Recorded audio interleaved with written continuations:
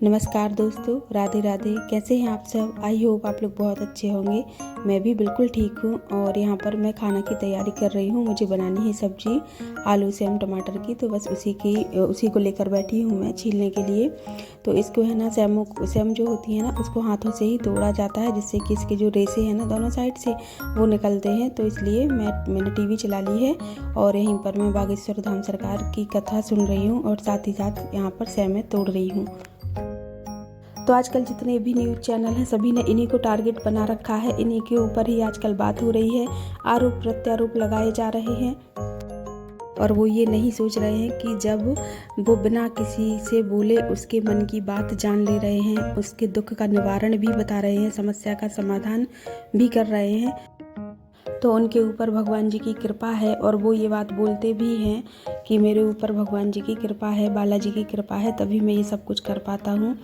तो ये इस चीज़ को लेकर लोग खुश नहीं हैं। बस उनको ये जानना है कि ये सब कैसे हो रहा है और इसको कैसे झूठा साबित किया जाए, कैसे इन सब उनको ढोंगी साबित किया जाए, इस पर लगे हैं। लेकिन जो चीज़ है ही नहीं उसको आप कैसे साबित करेंगे? अगर वो गलत नहीं है तो आप गलत कैसे साबित कर सकते हैं उनको?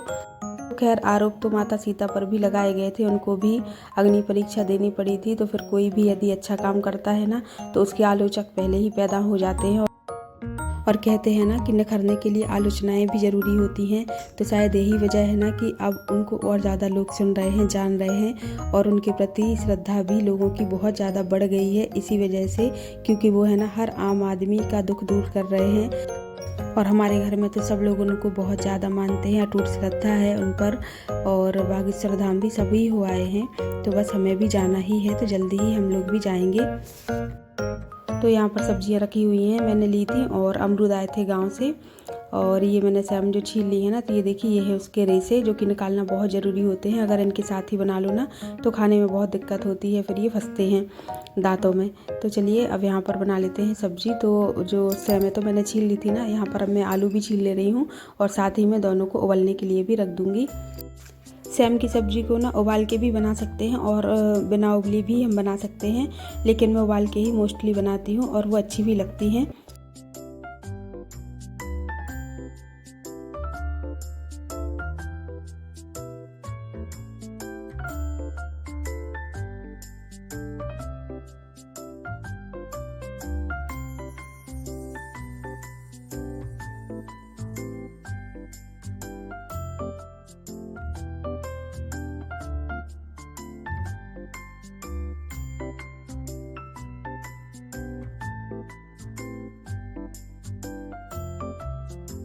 तो चलिए यहाँ पर हम सब्जी छौंक लेते हैं। तो मैंने तेल डाल दिया था और गर्म हो गया था, तो राई जीरा भी डाल दिए हैं। और जब वो चटक गए थे तो यहाँ पर मैंने हरी मिर्ची एक और प्याज डाल दी है। तो प्याज को अच्छे से भून लेंगे और जब गोल्डन ब्राउन हो जाएगी ना, तब इसमें हम डालेंगे मसाले। और मसालों में बस वही धनिया पाउडर, हल्दी पाउडर और कलर वाली मिर्ची। और मैं मिर्ची पाउडर तीखा वाला नहीं डालूँगी, क्योंकि मैंने पहले से एक हरी मिर्ची डाल दी है।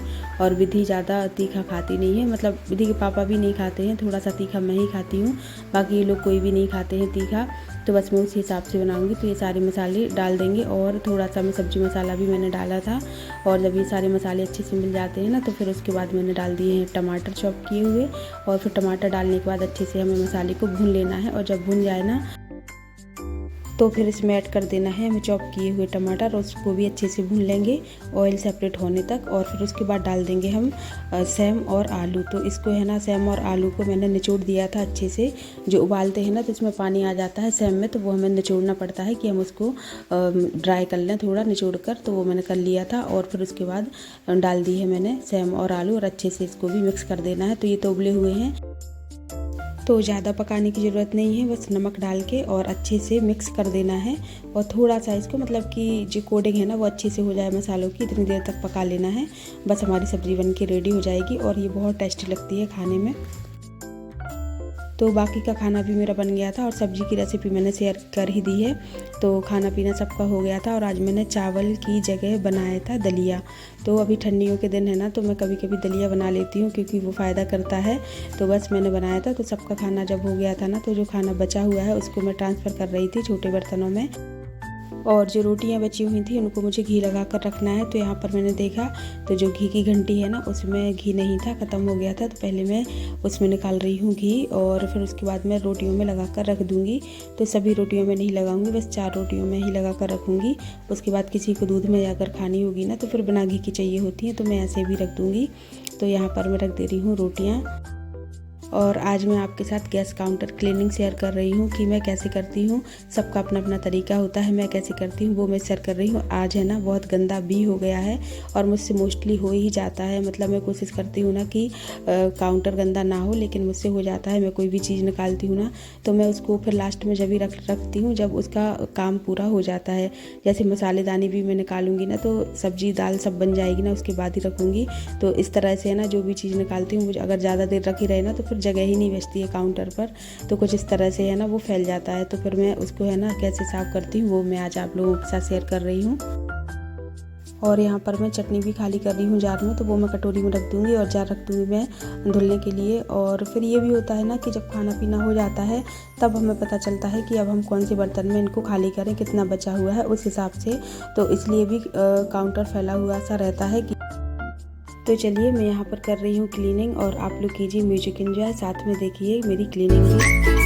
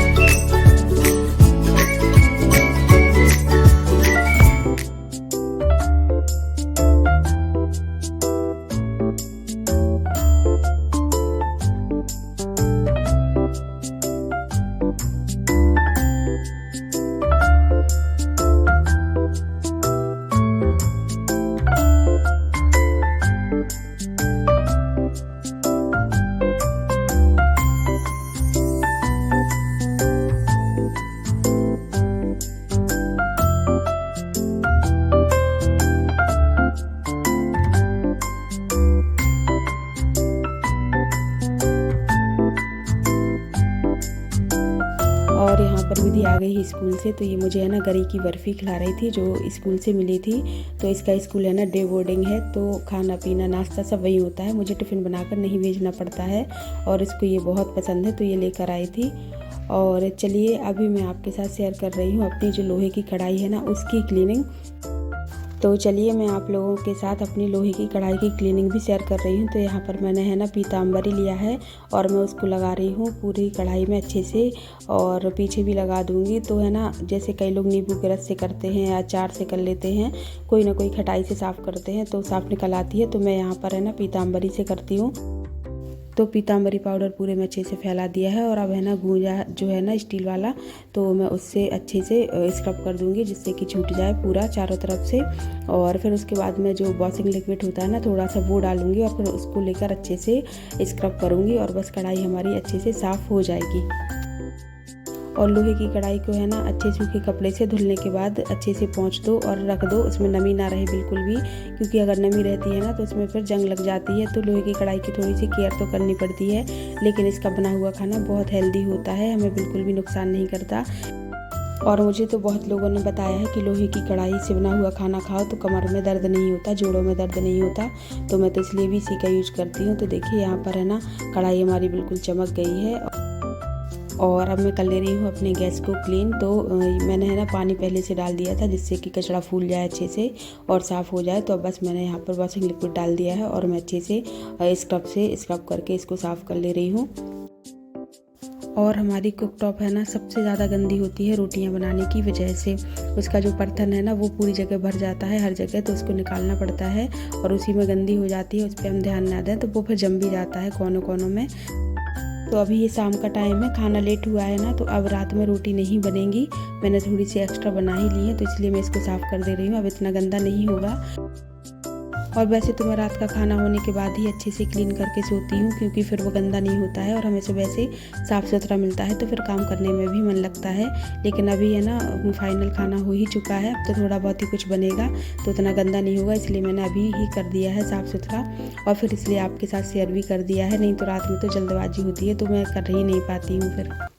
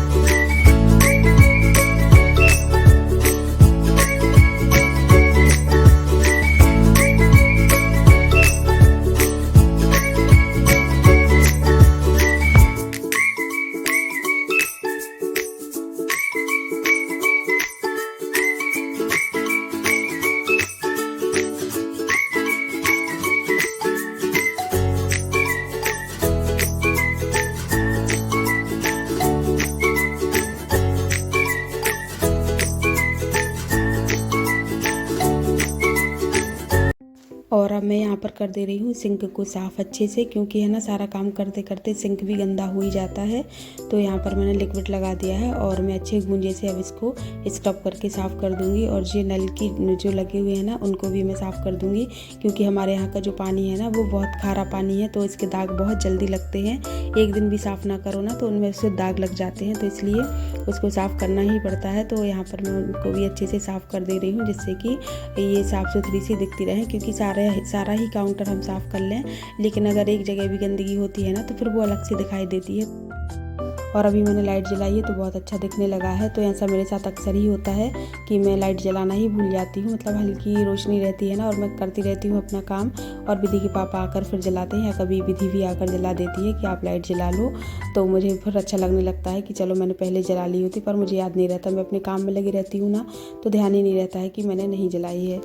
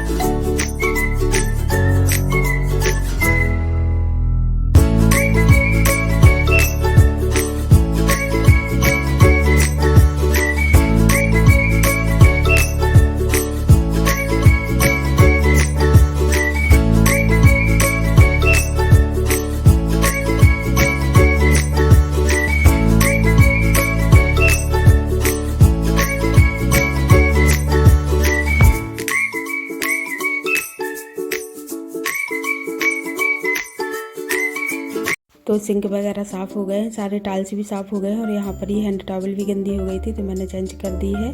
और अब मैं है ना इस कढ़ाई को अच्छे से पोंछ कर रख दूँगी ताकि इसमें बिल्कुल भी नमी ना रहे। और अगर नमी रहेगी ना तो फिर इसमें जंग लग जाएगी, तो हमें फिर खाना बनाने से पहले फिर इसको अच्छे से साफ़ करना पड़ेगा। तो चलिए हमारा वहाँ तो काम हो गया है। अब ये जो यहाँ पर ये नमक का डिब्बा है ना, मुझे इसको फिल करना था, मैंने इसको धो दिया था, खाली हो गया था। तो और हम लोग है ना ये सेंधा नमक यूज़ करते हैं खाने में, उपास वाला नमक, तो वही मैं इसको फिल कर रही थी। ये काफ़ी हेल्दी होता है उस नमक की बजाय, तो इस वजह से हम लोग इसका ही यूज करते हैं। और ये सेंधा नमक भी है ना कई टाइप से आता है, मतलब पिछली बार जब आया था तो दानेदार जो आता है ना पिंक से कलर में, वो आया था 1 kg का पैकेट, और अभी ये 2 पैकेट दिए हैं। तो ये ½ kg वाले पैकेट हैं जो हम उपास में यूज करते हैं ना, वही वाला राम रस वाला, ये वो नमक है। तो कई टाइप का नमक आता है, तो हर बार है ना भैया बदल बदल के देते हैं, तो मुझे पता चल रहा है कि कितने प्रकार का आता है। और यहाँ पर देखिए ये सारी चीज़ें मैं अरेंज कर दे रही हूँ। तो यहाँ पर जो अमरूद रखे हुए थे ना वो मैंने खाली कर दिए हैं, वो तभी से इसी बर्तन में रखे थे, तो मैंने टोकनी में खाली कर दिए हैं और सारी चीज़ें अच्छे से अरेंज भी कर दी हैं।